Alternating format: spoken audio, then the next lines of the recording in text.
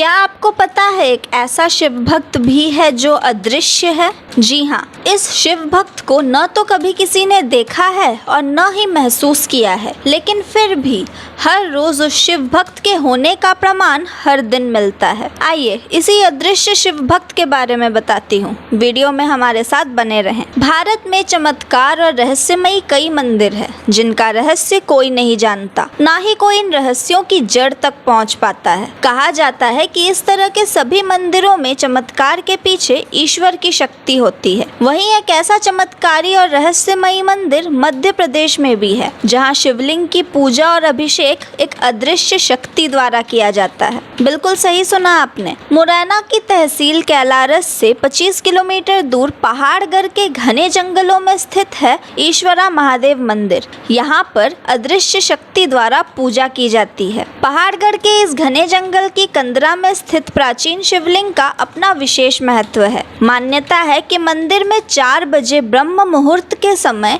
कोई शक्ति स्वयं पूजा अर्चना करने आती है। पुजारी द्वारा मंदिर के पट खोलने पर शिवलिंग 21 मुखी, 11 मुखी, 7 मुखी बेलपत्रों, फूलों और चावल से अभिषेक किया हुआ मिलता है। इस अद्भुत शिवलिंग पर साल के 365 दिन कुदरती तौर पर पानी की बूंदें टपकती रहती हैं। प्राकृतिक सौंदर्य के बीच बसे ईश्वरा महादेव का रहस्य वर्षों बाद भी नहीं सुलझ सका है। इस ईश्वरी शक्ति को जानने के लिए कई प्रयास किए गए, लेकिन बार बार रहस्य जानने की ये कोशिश विफल होती जा रही है। पहाड़गढ़ के जंगलों में पहाड़ों के बीच बारिश के मौसम में यहाँ प्राकृतिक छटा देखने लायक होती है, इसलिए यह धार्मिक स्थल के साथ एक अच्छा पिकनिक स्पॉट भी है। ग्रामीण बताते हैं कि यहाँ सिद्ध बाबा ने इन पहाड़ों के बीच शिवलिंग स्थापित कर तपस्या की थी। तभी से शिवलिंग के शीर्ष पर प्राकृतिक झरना अविरल जलाभिषेक कर रहा है। यहाँ पुजारी ब्रह्म मुहूर्त में मंदिर के पट खोलते हैं, लेकिन तब तक कोई शिवलिंग का अभिषेक कर चुका होता है।